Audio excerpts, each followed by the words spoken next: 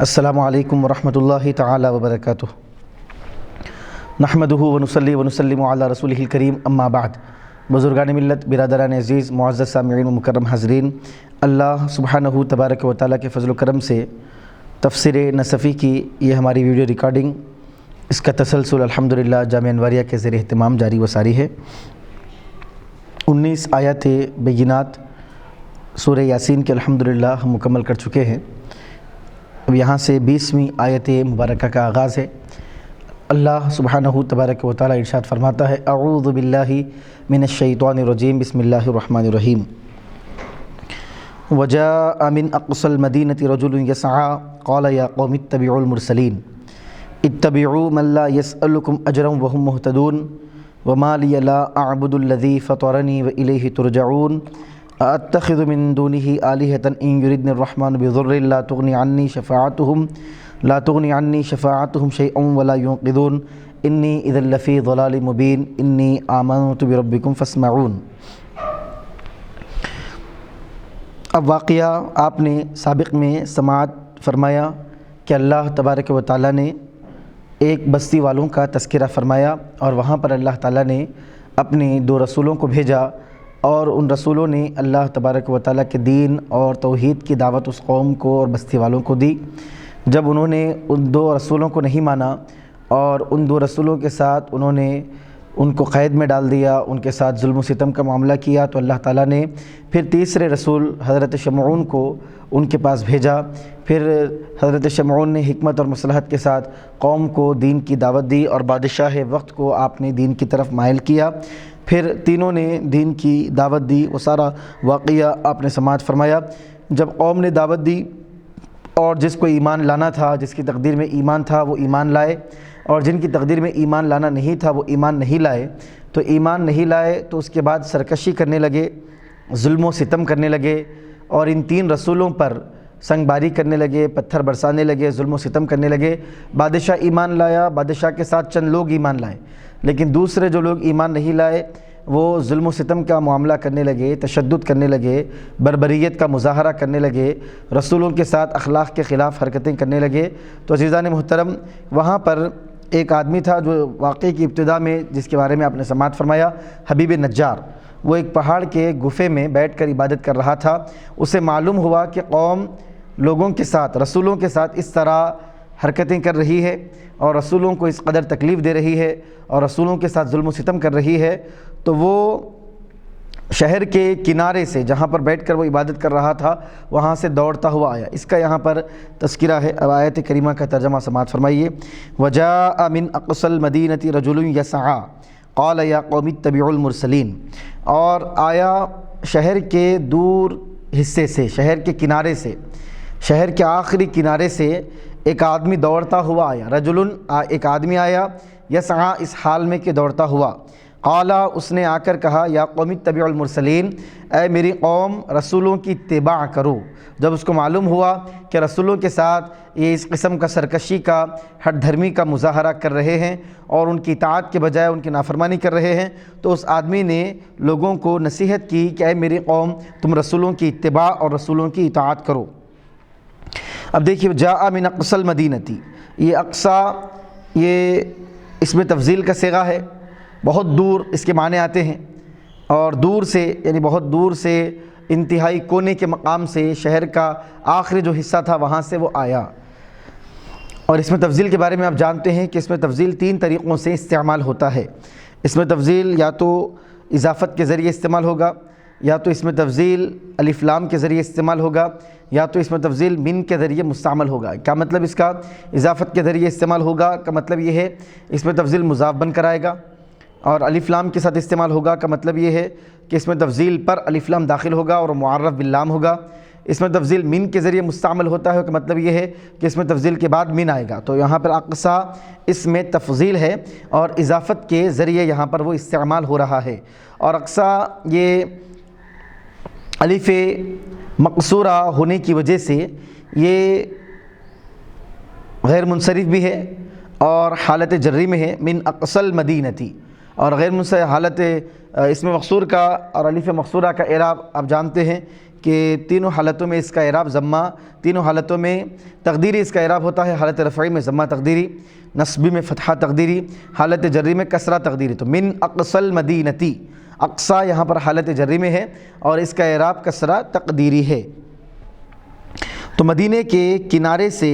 ایک آدمی آیا، رجل ایک آدمی آیا، یسعی دوڑتے ہوئے، سعی یسعی سعین دوڑنا۔ اب یہاں پہ آپ نے اس سے پہلے بھی قاعدہ سماعت کیا کہ جب نکیرہ کے بعد جملہ آتا ہے، یسعی یہ فعل مضارع ہے، اس میں ہوا ضمیر فاعل ہے، فعل اپنے فاعل سے مل کر جملے فعلیہ خبریہ یہ مکمل جملہ ہے۔ تو آپ نے سماعت کیا کہ نکیرہ کے بعد جب جملہ آتا ہے تو جملہ صفت بن کر آتا ہے، تو یہ رجل موصوف ہوگا، یسعی اس کی صفت ہوگی، تو موصوف اپنی صفت سے مل کر جاء کا فاعل ہوگا اور من اقصی المدینتی اس کے متعلق ہوگا، وجاء من اقصی المدینتی رجل یسعی، اور شہر کے کنارے سے ایک آدمی دوڑتا ہوا آیا، قال یا قوم اتبعوا المرسلین، اور آ کر وہ اپنے قوم کو پند و نصیحت کرنے لگا، واعظ و نصیحت کرنے لگا، قوم کو حق کی دعوت دینے لگا اور قوم کو اللہ تبارک و تعالیٰ کی توحید کی طرف بلانے لگا اور رسولوں کی تائید کرنے لگا۔ اور اس نے قوم سے کہا، اے میری قوم اتبعوا المرسلین، تم رسولوں کی اتباع کرو۔ یا قومی، یہ اصل میں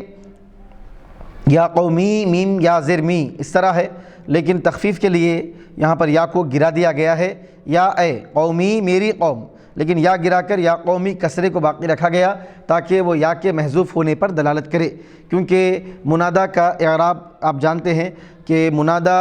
اگر منادہ کا اعراب وہ وہاں پر مرفوع ہونا چاہیے، یا قومو ہونا چاہیے، لیکن یا قومی اس کو زیر آ رہا ہے، اس کا کیا مطلب ہے؟ یہاں پر یا محذوف ہے، تو اصل میں تھا یا قومی میم یا زیر می، اے میری قوم، تو یا کو حذف کر دیا گیا۔ اور کیسے پتہ چلے کہ یہاں پر یا محذوف ہے؟ تو پھر میم کے اوپر کسرے کو باقی رکھا گیا، یہ بتانے کے لیے کہ یہاں پر یا محذوف ہے اور یہ کسرہ اس کے بدل اور اس کا متبادل ہے۔ قال یا قوم اتبعوا المرسلین، اے میری قوم اتبعوا، تم اتباع کرو، پیروی کرو، تم اقتداء کرو، اطاعت کرو، المرسلین مرسلین کی اتباع کرو، ان کی بات کو مانو اور ان کے لائے ہوئے پیغام کو سمجھو۔ اس نے یہ ان کو نصیحت کی۔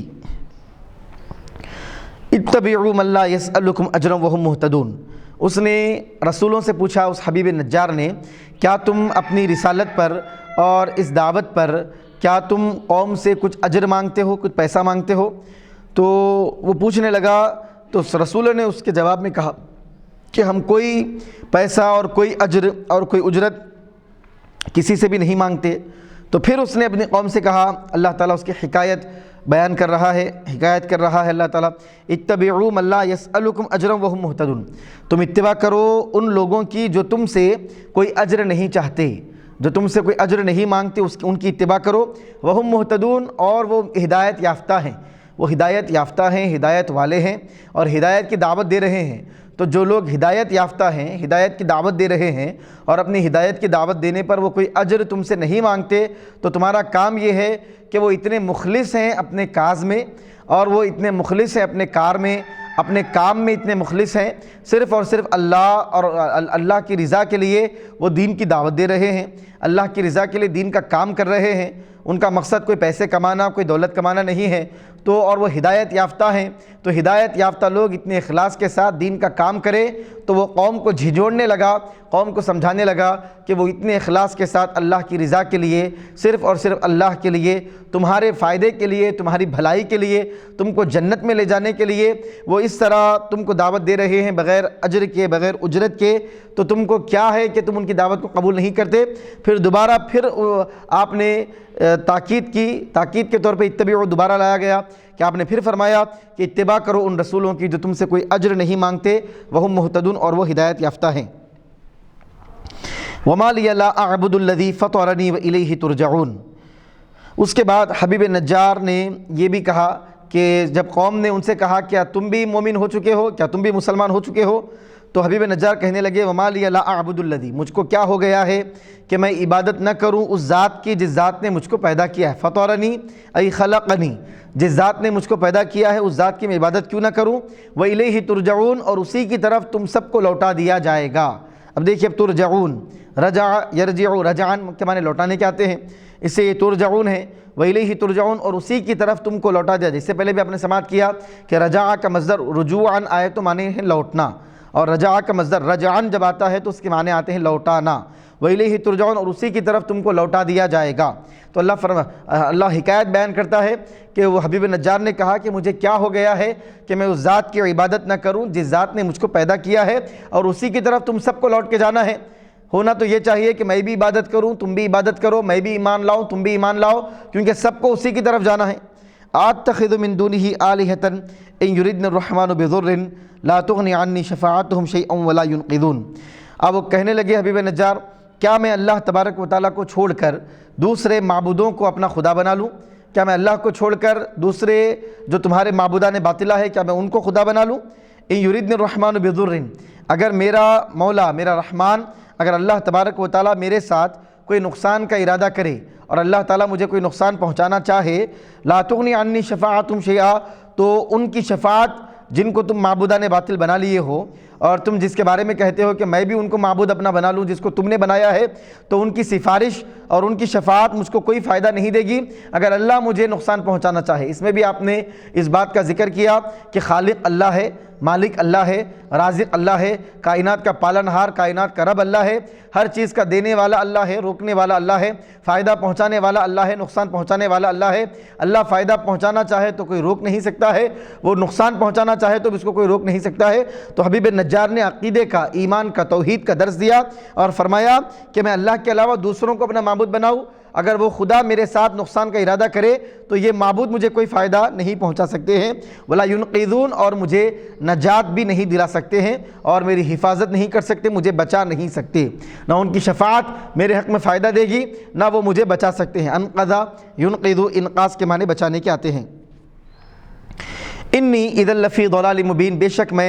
اگر میں اتنا سب کچھ جاننے کے بعد بھی اگر حق کی بات کو نہیں مانوں گا اور دین اور توحید کی بات کو نہیں مانوں گا، ان رسولوں کے پیغام کو نہیں مانوں گا، انی اذن، تو بے شک میں اس وقت، کس وقت، حق کو نہ ماننے کی صورت میں، اتنا سب کچھ جاننے کے بعد بھی کہ اللہ تبارک و تعالیٰ نے میرے دل پر حق کو ایسا کھولا ہے اور حق کو ایسا ظاہر فرمایا ہے، اتنا سب کچھ جاننے کے باوجود بھی اگر میں اللہ تبارک و تعالیٰ پر ایمان نہیں لاؤں گا تو تب تو میں کھلی گمراہی میں پڑ جاؤں گا۔ انی آمنت بربکم فاسمعون، بے شک میں آپ کے رب پر ایمان، تمہارے رب پر ایمان لایا، فاسمعون، تم یہ بات اچھی طریقے سے سن لو۔ وہ کہنے لگا، حبیب نجار کہنے لگے ساری قوم سے، جب قوم دوڑی ان کو مارنے کے لیے اور ان کے اوپر ظلم و ستم کرنے کے لیے دوڑی تو انہوں نے کہا انی آمنت بربکم، بے شک میں تمہارے رب پر ایمان لایا، فاسمعون، تم اس بات کو سن لو۔ آپ نے میرے رب نہیں فرمایا، بربکم کہا گا۔ اس کا بھی علماء کرام فرماتے ہیں یہ بتانے کے لیے کہ جو میرا رب ہے وہ تمہارا بھی رب ہے، جس نے مجھے پیدا کیا ہے اس نے تم کو بھی پیدا کیا ہے،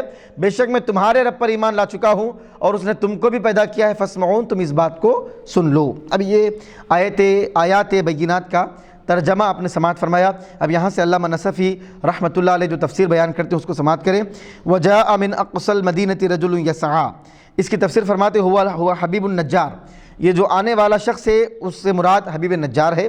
وَكَانَ فِي غَارٍ مِّنَ الْجَبَلِ يَعْبُدُ اللَّهَ، اور یہ حبیب نجار پہاڑ کے ایک غار میں تھے اللہ کی عبادت کرتے ہوئے۔ كَانَ فِي غَارٍ مِّنَ الْجَبَلِ يَعْبُدُ اللَّهَ، وہ اللہ تبارک و تعالیٰ کی عبادت کرتے ہوئے غار میں بیٹھے ہوئے تھے۔ فَلَمَّا بَلَغَهُ خَبَرُ الرُّسُلِ أَتَاهُمْ وَأَظْهَرَ دِينَهُ، جب اس کو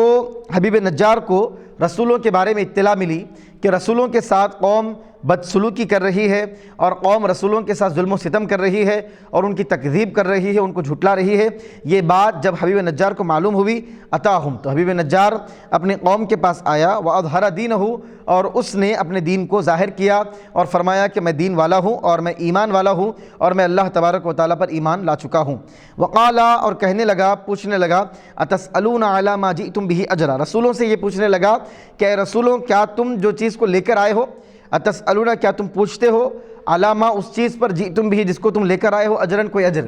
جس چیز کو تم لے کر آئے ہو اس چیز کے بدلے میں، اس چیز کے عوض میں، اس چیز کے صلے میں تم کچھ پوچھتے ہو؟ قالوا لا، سارے رسولوں نے کہا نہیں ہم نہیں پوچھتے۔ قال یا قوم اتبعوا المرسلین، تو اس وقت حبیب نجار نے کہا کہ اے میری قوم یہ کوئی اجر بھی نہیں مانگتے، تم ان رسولوں کی اتباع کرو، اتبعوا من لا یسألکم اجرا، ان رسولوں کی اتباع کرو جو تم سے کوئی اجر نہیں مانگتے، علی تبلیغ الرسالہ، رسالت کو پہنچانے پر جو تم سے کوئی اجر نہیں مانگتے ان کی اتباع کرو، وہم مہتدون، اور وہ ہدایت یافتہ ہیں۔ کون ہدایت یافتہ ہیں؟ اے الرسول، یعنی یہ سچے ہیں کیونکہ بغیر کسی معاوضے کے، بغیر عوض کے، بغیر صلے کے آدمی اپنی جان کو جوکھم میں ڈال رہا ہے اور لوگ ظلم کر رہے ہیں، ستم کر رہے ہیں، تشدد کا مظاہرہ کر رہے ہیں، لوگ مار رہے ہیں، پتھر برسا رہے ہیں، ساری چیزوں کو آدمی قبول کر رہا ہے، اس کا مقصد دولت کمانا بھی نہیں ہے اور وہ دعوت دیتے جا رہا ہے، ایسا آدمی کب کرتا ہے؟ یہ اسی وقت کرتا ہے جب آدمی ہدایت پر ہو اور ہدایت یافتہ ہو۔ فَقَالُوا أَوَأَنْتَ عَلَى دِينِ هَؤُلَاءِ، تو جب اس آدمی نے اپنی قوم کو رسولوں کی دعوت کو ماننے پر ابھارا اور رسولوں کی دعوت کی ترغیب دی، تو اس کی قوم یہ کہنے لگی أَوَأَنْتَ عَلَى دِينِ هَؤُلَاءِ۔ اب یہاں پر عبارت محذوف ہوگی، یہ أَوَأَنْتَ یہ بھی خاص طور پہ درس نظامی کے پڑھنے والے طلبہ اس جملے کو غور سے دیکھیں۔ أَوَأَنْتَ یہ او نہیں ہے، یہ او کا مطلب او یا، جو حروف عطف میں سے او ہے، یہ او نہیں ہے، یہ واو عاطفہ ہے، یہ آوا، تو یہ واو عاطفہ کے بعد ایک عبارت محذوف ہوتی ہے، یا حمزے کے بعد، حمزہ اور واو کے درمیان، حمزہ اور واو کے جہاں بھی جملہ اس طرح آتا ہے اوا انت علی دین ہؤلاء، تو یہ آ اور وا یہ دونوں کے درمیان عبارت محذوف ہوتی ہے۔ کیا محذوف ہے؟ اتقولون ھذا وانت علی دین ہؤلاء، کیا تم ہم کو یہ کہتے ہو اور ہم کو ابھار رہے ہو اور تم ان کے دین پر ہو؟ اس طرح اس کا ترجمہ کیا جائے گا، یعنی کیا تم دین کی دعوت ہم کو دے رہے ہو، کیا تم ہم کو یہ سبق دے رہے ہو کہ ہم رسولوں کی بات مانیں اور تم بھی ان کے دین پر ہو؟ اس طرح اس کو کہا جائے گا، اوا انت علی دین ہؤلاء۔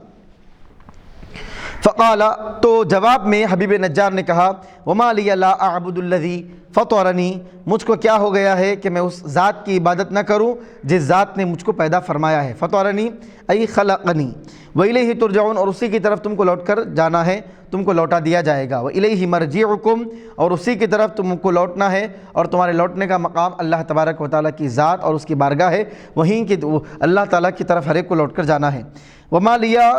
کو وما لی حمزہ نے پڑھا ہے، اب ایک قرات ہے وما لی وما لیا، یہ لام یا ذلی، یہ یا جو ہے یہ یا متکلم کی یا ہے، اور لام جار ہے، یا اس کا مجرور ہے، یہ ضمیر ہے یا متکلم کی یا ہے، تو بعض قراء جو ہے اس یا کے اوپر، یہ اصل اس کا مبنی علی السکون، یہ جو یا ہے اس کا اعراب، اس کی اصل حالت کیا ہے؟ مبنی علی السکونی۔ اس کے بارے میں کیا بیان کیا جاتا ہے کہ یہ مبنی ہے اور علی السکون مبنی ہے، یہ سکون پر مبنی ہوگا، وما لی لام یا ذلی، تو یہ یا ضمیر مبنی علی السکون ہے، تو بعض قراء نے وما لی پڑھا اور بعض لوگوں نے عارضی فتحہ پڑھنے میں تھوڑا خفت آ جائے اور نرمی آ جائے اور آسانی سے پڑھا جانے کے لیے دوسرے قراء نے وما لیا یا کے زبر سے پڑھا، اور حمزہ جو قاری ہے انہوں نے یا کے زبر سے نہیں پڑھا بلکہ اس کی جو اصلی حالت ہے لی لام یا ذلی، تو اس یا کو انہوں نے اپنی اصلی حالت پر باقی رکھتے ہوئے، ضمیر کو اس کی اصلی حالت پر باقی رکھتے ہوئے سکون کے ساتھ انہوں نے پڑھا، تو وما لی بھی پڑھا گیا، وما لیا بھی پڑھا گیا۔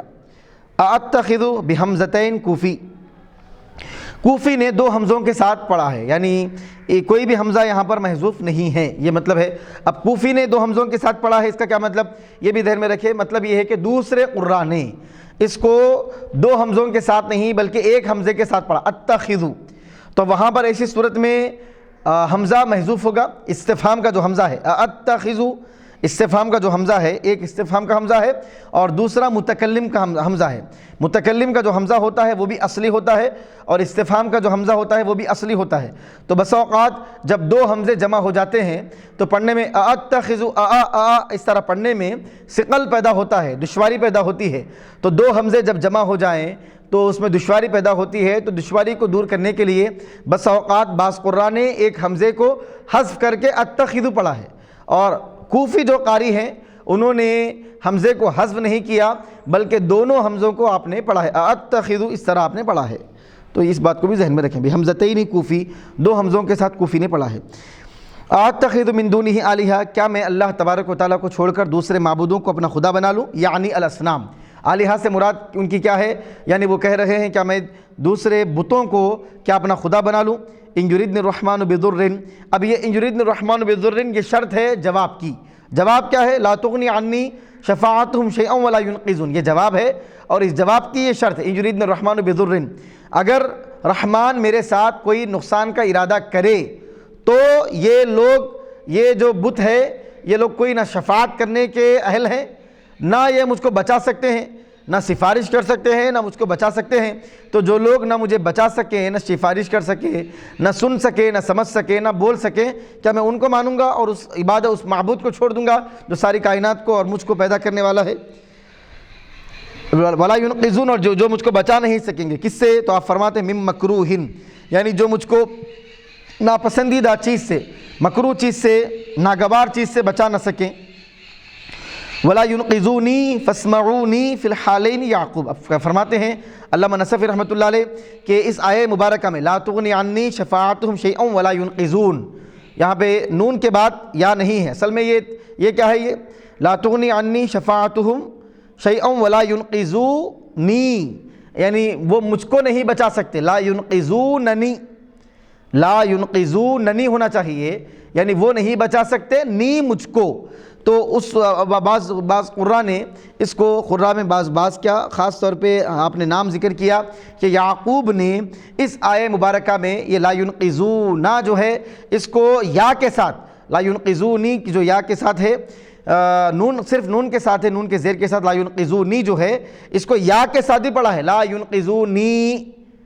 یعنی وہ مجھ کو نہیں بچا سکتے۔ اگر اللہ تبارک و تعالیٰ میرے ساتھ کوئی برائی کا، کوئی ضرر کا ارادہ کرے تو چونکہ یہ جواب ہے اور جواب مجزوم ہوتا ہے، جواب جو ہے مجزوم ہوگا، تو لا تغنی میں سے بھی یا گر گیا، جواب ہے،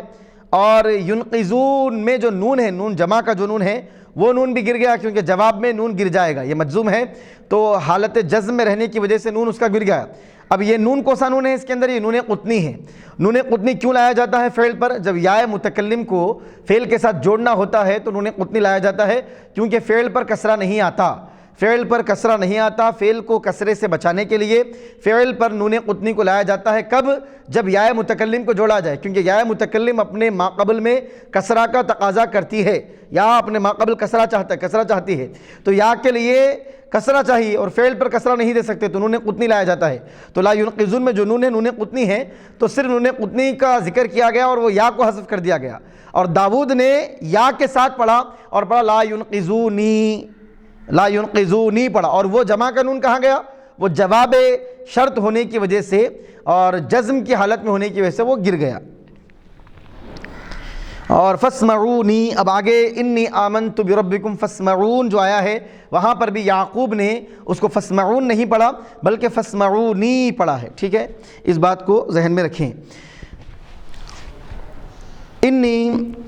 بے شک میں، انی اذن بے شک میں، اذا اتخذت، اگر میں بتوں کو میں اپنا معبود بنا لوں گا، لفی ضلال مبین، تو میں کھلی گمراہی میں ہو جاؤں گا، ظاہر بین، کھلی گمراہی میں، یعنی حق مکمل طریقے سے واضح ہو جانے کے بعد، کلیئر ہو جانے کے بعد پھر میرے پاس کوئی موقع نہیں ہے کہ میں حق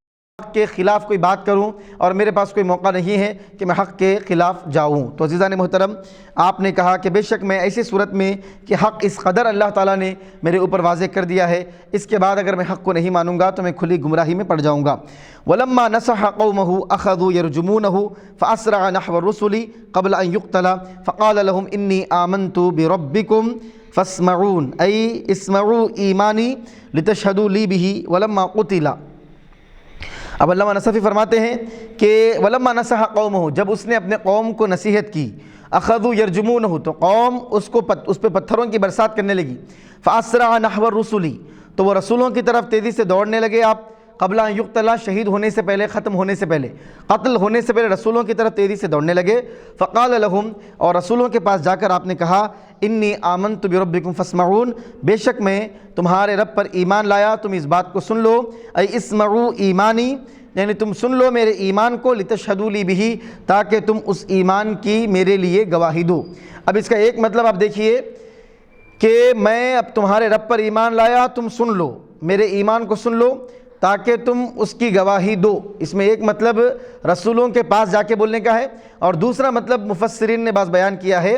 کہ اس کا مطلب رسولوں سے بولنا نہیں ہے، قوم کے سامنے ہی حبیب نجار نے کہا کہ تم غور سے سن لو، کان کھول کے سن لو، تم کتنا بھی مجھ پر ظلم و ستم کرو، میں تمہارے رب پر ایمان لاتا ہوں۔ میرا رب نہیں کہا، قوم کے سامنے تمہارا رب کہا ان کو بتانے کے لیے کہ میرا ہی رب نہیں، یہ تو تمہارا بھی رب ہے۔ تو عزیزان محترم، دو تفسیریں اس آیہ مبارکہ کی ہے۔ ایک تفسیر علامہ نصفی نے ذکر کی ہے کہ رسولوں کے سامنے حبیب نجار نے یہ کہا، دوسری تفسیر یہ ہے کہ قوم کے سامنے ہی انہوں نے کہا۔ عزیزان محترم، علماء کرام فرماتے ہیں کہ اللہ تبارک و تعالیٰ اتنا بڑا حق گو اسی آدمی کو بناتا ہے جو واقع جس کے دل میں ایمان ہو اور ایمان کی سچائی ہو، صداقت ہو۔ آپ اس آیہ مبارکہ میں اس حبیب نجار کے ایمان کی قوت کا اور حبیب نجار کی ایمان کی پختگی کا آپ اندازہ کریں کہ جہاں پر سارے رسولوں کے خلاف پوری عوام ہو چکی ہے اور سارے لوگ بت پرستی کر رہے ہیں، سارے لوگ بتوں کی عبادت کر رہے ہیں۔ آپ اندازہ کریں اپنے اوپر، اس بات کو لے کر آپ سوچیں کہ کوئی ایسا ماحول ہو کہ سارے غیر لوگ ہوں، بتوں کی عبادت کرنے والے ہو اور قوم بت پرستی میں ملوث ہو اور رسولوں کے اوپر بھی وہ سنگباری کر رہے ہو، سیاسی قائدین کا یہی معاملہ ہو، بادشاہ کا یہی معاملہ ہو، عمراء وزراء کا یہی معاملہ ہو، قوم کے سید و سردار اسی طرح ہو، قوم میں بڑے بڑے لوگ، قوم میں مالدار لوگ، ساری قوم، ساری بستی اسی موقف پر ہو، کفر پر ہو، شرک پر ہو۔ ایسے حالات میں قوم کے پاس تنہا ایک آدمی جائے اور ان کے سامنے کہے کہ میں اللہ پر ایمان لاتا ہوں، تو عزیزان محترم یہ دل و جگر کی بات ہے۔ یہ واقع وہی آدمی کہہ سکتا ہے جس کو اللہ تبارک و تعالیٰ نے حق بولنے کے لیے جس کو چن لیا ہو، کیونکہ عزیزان محترم اتنے لوگوں کے سامنے حق بات کہنے کا کیا انجام ہو سکتا ہے، ہم اس بات کو جانتے ہیں۔ عزیزان محترم، اس میں درس ہے ہمارے لیے، ہم چھوٹی چھوٹی باتوں پر اور چھوٹے چھوٹے مقامات پر حق بولنے کے لیے حکمت اور مصلحت کا سہارا لے کر اور حکمت اور مصلحت کی بات کر کے جہاں پہ حق بولنا ہوتا ہے وہاں بھی نہیں بولتے، ظلم سہتے ہیں، ظالموں کو برداشت کرتے ہیں، ظالموں کے خلاف آواز نکالنے سے ڈرتے ہیں۔ عزیزان محترم، حبیب نجار کو دیکھیے آپ کہ پوری قوم خلاف ہے، سارے بت پرست ہیں، سارے ظالمین ہیں، سارے کافرین ہیں، سارے مشرکین ہیں، سب کے سامنے تنہا ایک ہے۔ آپ نے اس بات کو بتایا ہے کہ مومن تنہا بھی ہو تو حق بولنے پر قادر ہے، اور مومن تنہا بھی ہو تو ایمان میں اللہ تعالیٰ اسے قوت عطا فرماتا ہے کہ وہ تنہا رہ کر بھی حق بات بول سکتا ہے۔ عزیزان محترم، یہ توحید کی حقانیت ہے، یہ رسالت کی حقانیت ہے، اور یہ ایمان کی صداقت ہے، اور یہ ایمان کی سچائی ہے کہ جن کو اللہ تعالیٰ اپنی محبت کے لیے اور اپنے راستے میں قربان ہونے کے لیے چن لیتا ہے، پھر وہ حق اس طرح بیان کرتے ہیں۔ جب وہ اس طرح بیان کرتے ہیں تو پھر اللہ تبارک و تعالیٰ جو عرش و فرش کا مالک ہے، ساری کائنات کا مالک ہے، وہ اپنے کلام میں اس طرح عظمت کے ساتھ، رفعت کے ساتھ ان کی شان، ان کی منزلت اور ان کے مقام و مرتبے کو اپنے کلام میں اللہ بیان فرماتا ہے۔ انی آمنت بربکم فاسمعون، ای اسمعوا ایمانی لتشہدوا لی بہ۔ رسولوں کے پاس تیزی سے اب دوڑ کر گئے اور کہنے لگے کہ میرے ایمان کے بارے میں تم سن لو اور تم گواہ ہو جاؤ کہ میں ایمان لا لیا ہوں۔ ولما قتل، جب آپ کو شہید کر دیا گیا، قیل ادخل الجنہ قال یا لیت قومی یعلمون، تو فوری جیسے ہی شہید کر دیے گئے تو عزیزان محترم آپ سے یہ کہا گیا کہ جنت میں داخل ہو جاؤ۔ اللہ تبارک و تعالیٰ نے فوری آپ کو جنت میں داخل عطا فرمایا۔ قال یا لیت قومی یعلمون، اور آپ نے کہا اے کاش کہ میری قوم اس بات کو جان لیتی، بما غفر لی ربی، اس چیز کو جان لیتی کہ اللہ تبارک و تعالیٰ نے جس چیز کی وجہ سے اللہ تعالیٰ نے میری بخشش فرمائی، ایمان لانے کی وجہ سے، ہدایت کو قبول کرنے کی وجہ سے جو اللہ تعالیٰ نے میری بخشش فرمائی، اے کاش کہ میری قوم اس بات کو جان لیتی۔ وجعلنی من المکرمین، اور اللہ تبارک و تعالیٰ نے مجھ کو معززین میں شمار فرمایا ہے، اور اللہ تبارک و تعالیٰ نے مجھے عزتیں عطا فرمائی ہے، اس بات کو کاش کہ میری قوم جان لیتی۔ وما انزلنا علی قومہ من بعدہ من جند من السماء وما کننا منزلین، اللہ فرماتا ہے کہ حبیب نجار کے بعد ہم نے ان کی قوم پر آسمان سے کوئی فرشتوں کو نازل نہیں کیا، کوئی فوج کو نازل نہیں کیا، ان کی اس ہٹ دھرمی پر، ان کے ظلم پر، تشدد پر ہم نے کوئی فرشتوں کو نازل نہیں کیا۔ وما کننا منزلین، اور ہم نازل کرنے والے بھی نہیں تھے۔ ان کانت الا صیحۃ واحدہ فاذا هم خامدون، اللہ فرماتا ہے فرشتوں کو نازل کرنے کی ضرورت بھی نہیں ہے، فوج کو بھیجنے کی ضرورت نہیں ہے، ارے وہ تو ایک چیخ ہے فرشتے کی، فرشتہ ان کے اوپر چیخے فاذا هم خامدون، تو وہ تہس نہس ہو گئے اور بجھ گئے، ختم ہو گئے، وہ سارے ہلاک ہو گئے جب ان پر فرشتے نے، اور سیدنا خاص طور پہ وہ فرشتے کا نام سیدنا جبریل امین ہے، حضرت جبریل امین علیہ السلام نے اس بستی پر جب چیخا، ایک چیخ ماری تو ایک چیخ میں ساری بستی فنا ہوگی۔ تو یہ آیہ مبارکہ کا آپ نے ترجمہ سماعت فرمایا، اب اس کی تفسیر سماعت فرمائیے۔ قیل لہ، تو حبیب نجار سے کہا گیا ادخل الجنہ، جنت میں داخل ہو جاؤ۔ وقبرہ فی سوق انطاکیہ، علامہ نصفی فرماتے ہیں کہ آپ کی قبر مبارک انطاکیہ کے بازار میں ہے۔ ولم یقل قیل لہ، اور اللہ تبارک و تعالیٰ نے قیل لہ نہیں کہا، قیل لہ ادخل الجنہ، حبیب نجار سے کہا گیا جنت میں داخل ہو جاؤ، لہو کا لفظ نہیں ہے، کیوں؟ لأن الکلام سیقا لبیان المقول لا لبیان المقول لہو مع کونہ معلوما۔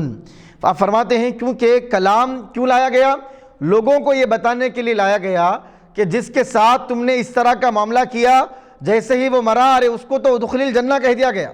جیسے ہی اس کا انتقال ہوا، جیسے ہی وہ شہید ہوا، اس کو تو ادخل الجنہ کی بشارت دے دی گئی اور اس کو تو ڈائریکٹ جنت میں داخل کر دیا گیا۔ تو مقول لہو جس کے لیے کہا گیا ہے وہ حبیب نجار ہیں، تو ان کے بارے میں بتانا مقصود نہیں ہے۔ مقول جو کہا جا رہا ہے کہ اللہ تبارک و تعالیٰ نے اللہ کی راہ میں قربان ہونے والے کے ساتھ یہ معاملہ فرمایا ہے، تو مقول کا یہاں پر بیان ہے، مقول لہو کا بیان نہیں ہے، کیونکہ مقول لہو تو معلوم ہی ہے، اس وجہ سے لہو نہیں کہا گیا۔ وفیہ دلالۃ ان الجنت مخلوقۃ،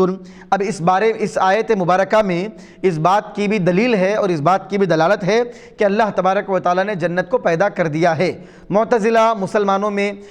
کے 73 فرقوں میں ایک فرقہ ہے جس کا یہ عقیدہ ہے کہ اللہ تبارک و تعالیٰ نے جنت کو جہنم کو ابھی پیدا نہیں کیا ہے، ساری دنیا ختم ہونے کے بعد اللہ تعالیٰ جنت اور جہنم کو پیدا فرمائے گا۔ لیکن عزیزان محترم، اہل سنت و جماعت کا یہ عقیدہ ہے کہ اللہ تبارک و تعالیٰ نے جنت کو پیدا فرما دیا ہے، اور اس آیہ مبارکہ میں بھی اس میں اشارہ ملتا ہے کہ اللہ نے جنت کو پیدا کر دیا، کیونکہ جیسے ہی حبیب نجار کا انتقال ہوا، آپ شہید ہوئے، تو اللہ تعالیٰ نے ان سے فرمایا کہ جنت میں داخل ہو جاؤ۔ اگر جنت پیدا نہ ہوتی تو جنت میں داخل ہونے کا ذکر بھی نہیں ہوتا، جنت میں داخل ہونے کا حکم دیا جا رہا ہے، معلوم ہوا کہ جنت پیدا ہو چکی ہے۔ وقال الحسن، حضرت سیدنا حسن بصری رضی اللہ تعالیٰ عنہ، جو مولا کائنات شیر خدا حیدر کرار رضی اللہ تعالیٰ عنہ کے خاص شاگرد، آپ کے خلیفہ اور آپ کے جانشین ہیں، فرماتے ہیں لما اراد القوم ان يقتلوه رفعه الله الیہ وهو فی الجنہ ولا يموت الا بفناء السماوات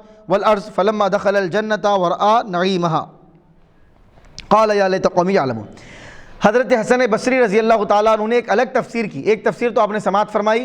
کہ قوم نے جب اس آدمی کو قتل کر دیا، شہید کر دیا، تو اس آدمی کو اللہ تعالیٰ نے فوری طور پہ جنت میں داخل فرمایا، اور جیسے ہی حبیب نجار جنت میں داخل ہوئے، انہوں نے یہ جملہ کہا، اے کاش کہ میری قوم کو معلوم ہو جاتا کہ اللہ تبارک و تعالیٰ نے کیسی مغفرت مجھ کو عطا فرمائی ہے، اور میرے ساتھ کس طرح اکرام کا اور اعزاز کا اللہ تعالیٰ نے معاملہ فرمایا ہے۔ یہ ایک تفسیر آپ نے سماعت کر لی۔ دوسری تفسیر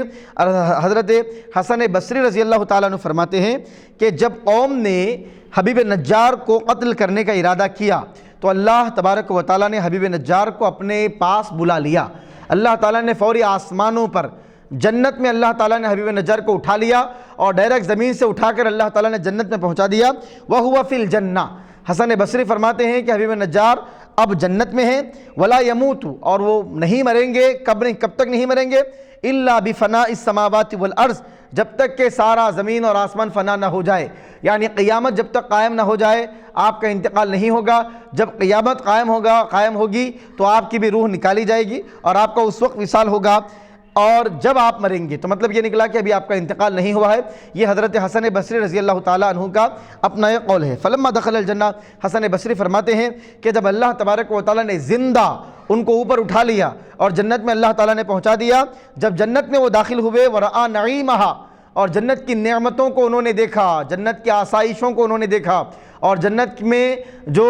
اللہ تبارک و تعالیٰ کے احسانات ہیں، اکرامات ہیں، اعزازات ہیں، یہ سارا کچھ جب انہوں نے ملاحظہ کیا، قال یا لیت قومی یعلمون، تو کہنے لگے اے کاش کہ میری قوم جان لیتی، بما غفر لی ربی، اس مغفرت کو جو اللہ تبارک و تعالیٰ نے میرے ساتھ فرمائی ہے، بمغفرت ربی لی اور بالذی غفر لی، کاش کہ میری قوم جان لیتی میری رب کی مغفرت کو جو اللہ نے میرے لیے فرمائی ہے، یا اس کو جو اللہ تبارک و تعالیٰ نے جس کے ذریعے میری مغفرت فرمائی ہے۔ وَجَعَلَنِي مِنَ الْمُكْرَمِينَ، اللہ تعالیٰ نے مجھ کو عزتوں سے نواز دیا ہے، اے بالجنہ، جنت اللہ نے عطا فرمائی ہے۔ وَمَا أَنزَلْنَا عَلَىٰ قَوْمِهِ مِن بَعْدِهِ مِن جُنْدٍ مِّنَ السَّمَاءِ وَمَا كُنَّا مُنزِلِينَ، ما نافیہ، ما انزلنا میں یہ ما نافیہ ہے، ہم نے نازل نہیں کیا، علی قومہ، ان کی قوم پر، یعنی کس کی قوم پر؟ حبیب نجار کی قوم پر ہم نے نازل نہیں کیا، من بعدہ، ان کے بعد، من بعد قتلہ اور رفعہ۔ اب تو دو تفسیریں ہیں، ایک قتل کی تفسیر ہے اور ایک آسمان کی طرف اٹھائے جانے کی تفسیر ہے۔ تو اب دو تفسیریں بھی آپ فرما رہے ہیں کہ ہم نے حبیب نجار کی قوم پر ان کے بعد یعنی ان کے قتل ہو جانے کے بعد یا دوسری تفسیر کے مطابق ان کے دنیا سے اٹھائے جانے کے بعد ہم نے کوئی فوج کو، کوئی لشکر کو، فرشتوں کا کوئی لشکر اور کوئی فوج ہم نے آسمان سے نازل نہیں کی، لتعذیبہم، ان کو عذاب دینے کے لیے،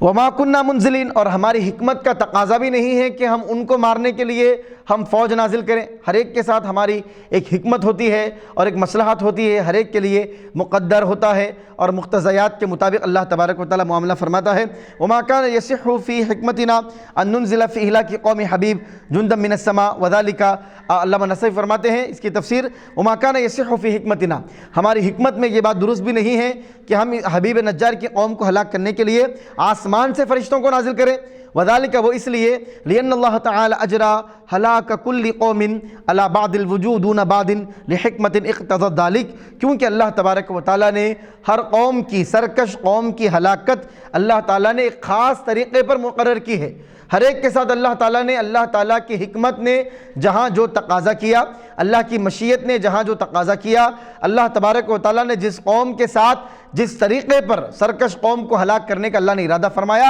ان کے ساتھ اللہ تعالیٰ نے ویسا معاملہ کیا۔ تو حبیب نجار کی قوم کے لیے اللہ نے فرشتوں کا کوئی لشکر نہیں بھیجا، بلکہ ایک چیخ ماری گئی، حضرت جبریل امین نے ایک چیخ ماری اور ساری بستی اسی وقت ہلاک ہو گئی اور ساری بستی بجھ کر رہ گئی، جس طرح آگ بجھ جاتی ہے جب اس کے اوپر پانی ڈالا جاتا ہے۔ ان کانت الا صیحۃ واحدۃ فاذا هم خامدون، ان کانت، وہ نہیں ہے مگر ایک چیخ۔ اللہ فرماتا ہے کہ ان کا جو مواخذہ میں نے کیا ہے، ان کو جو سزا میں نے دی ہے وہ کیا ہے، الا صیحۃ واحدہ،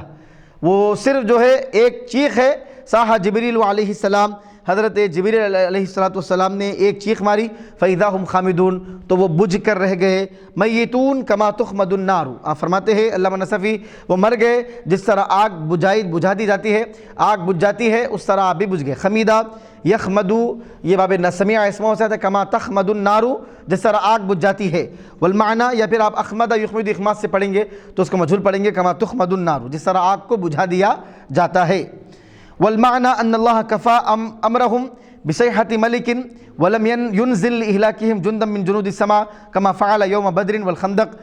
اس کا مطلب علامہ نصف بیان فرماتے ہیں کہ اللہ تبارک و تعالیٰ نے ایک فرشتے کی چیخ پر ان کا معاملہ تمام کر دیا۔ کفا امرهم، اللہ ان کے معاملے کو کافی ہو گیا ایک فرشتے کی چیخ کے ذریعے، یعنی اللہ تبارک و تعالیٰ نے ایک فرشتے کی چیخ پر ان کا معاملہ تمام کر دیا۔ ولم ينزل لإهلاكهم جندا من جنود السماء، اور اللہ تبارک و تعالیٰ نے ان کو ہلاک کرنے کے لیے آسمان سے فرشتوں کو نازل نہیں کیا، جس طرح اللہ تبارک و تعالیٰ نے بدر کے موقع پر اور خندق کے موقع پر اللہ تعالیٰ نے معاملہ فرمایا اور فرشتوں کو اللہ تعالیٰ نے آسمان سے نازل فرمایا۔ تو عزیزان محترم، الحمدللہ آیت نمبر 20 سے ہمارا آغاز ہوا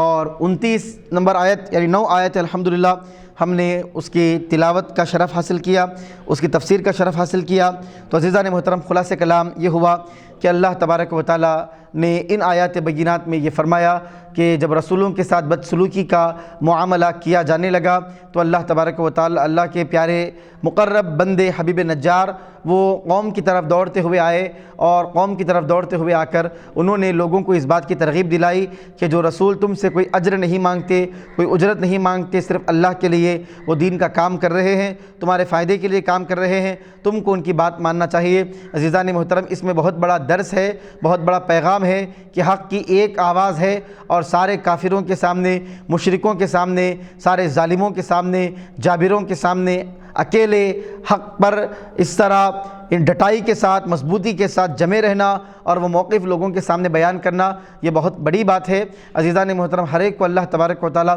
یہ توفیق عطا نہیں فرماتا، یہ ہمت، یہ طاقت نہیں دیتا۔ عزیزان محترم، حقیقت میں جو ایمان والا ہوتا ہے اللہ تبارک و تعالیٰ اسی کو ایسی قوت ایمانی عطا فرماتا ہے۔ آپ نے اپنی قوت ایمانی کا مظاہرہ کیا جب قوم کو یہ پتہ چلا کہ حبیب نجار بھی مومن ہے، آپ بھی ایمان لا چکے ہیں، قوم نے آپ کو بھی مارنا شروع کیا۔ جب آپ کو مارنا شروع کیا تو آپ دوڑے دوڑے دوڑے رسولوں کی بارگاہ میں آئے اور ان کو آپ نے چھوڑا، مرنے سے پہلے، قتل ہونے سے پہلے، شہید ہونے سے پہلے رسولوں کی بارگاہ میں آئے، آ کر رسولوں کو آپ نے گواہ بنا دیا اور کہا کہ میں نے حق کا پیغام پہنچا بھی دیا ہے، اے رسولوں تم گواہ ہو جاؤ کہ میں تمہاری بات پر ایمان لا چکا ہوں۔ ایک تفسیر ہے۔ دوسری تفسیر حسن بصری کی یہ ہے کہ اللہ تبارک و تعالیٰ نے زندہ آپ کو اٹھا لیا، جنت میں اللہ تعالیٰ نے آپ کو مقرر فرما دیا، اور قیامت جب قائم ہوگی تو اس وقت آپ کا انتقال ہوگا۔ تو ان آیات 9 آیات بینات میں حبیب نجار کا واقعہ اور ان کی شہادت کا واقعہ اور ان کی قربانی کا واقعہ اور حق پر ان کے ثابت رہنے کا ذکر